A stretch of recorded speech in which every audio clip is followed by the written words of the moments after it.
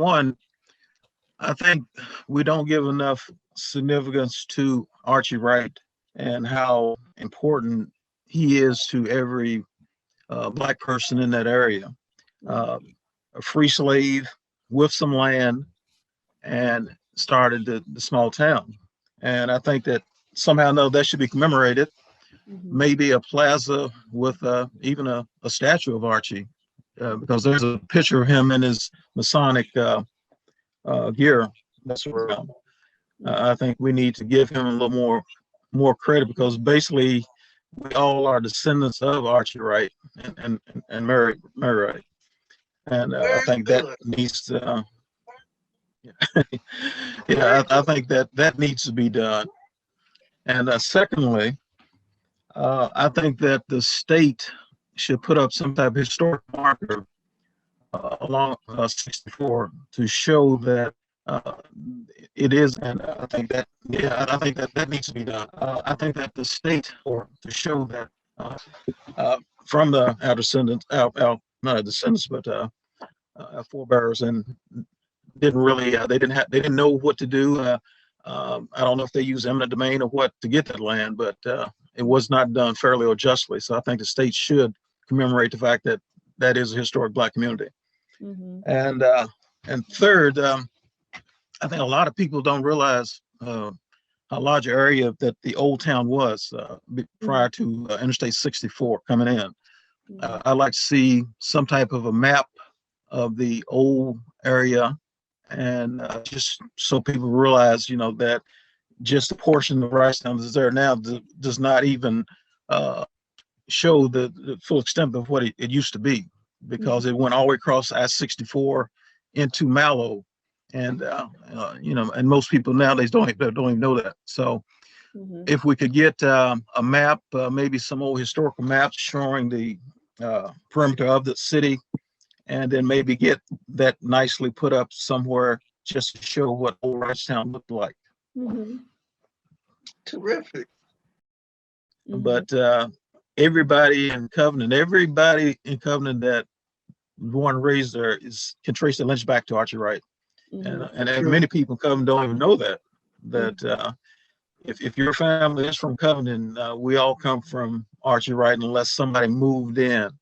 But we're all related, and a lot of history there. And young people don't know that, and hopefully this project will enable them to see where they come from and give them a sense of belonging.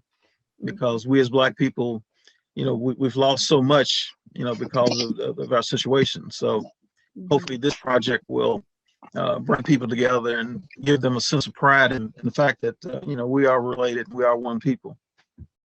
There are no markers or anything to even show that was a farm. And many people drive by that every day and don't even realize that's where the slaves came from, McElwee farm. Oh, homecoming used to be a great thing. Then I was living in Washington. My sister Ophia Thompson and I used to get a bus of friends and bring down to homecoming. And then it was, what was the hotel down there? Anyway, it was one hotel down there we used to stay at. And we used to have a church service, a picnic, and then night entertainment, like a dance or something.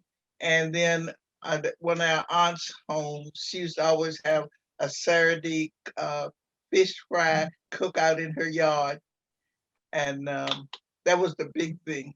It was a big thing for the church, the homecoming.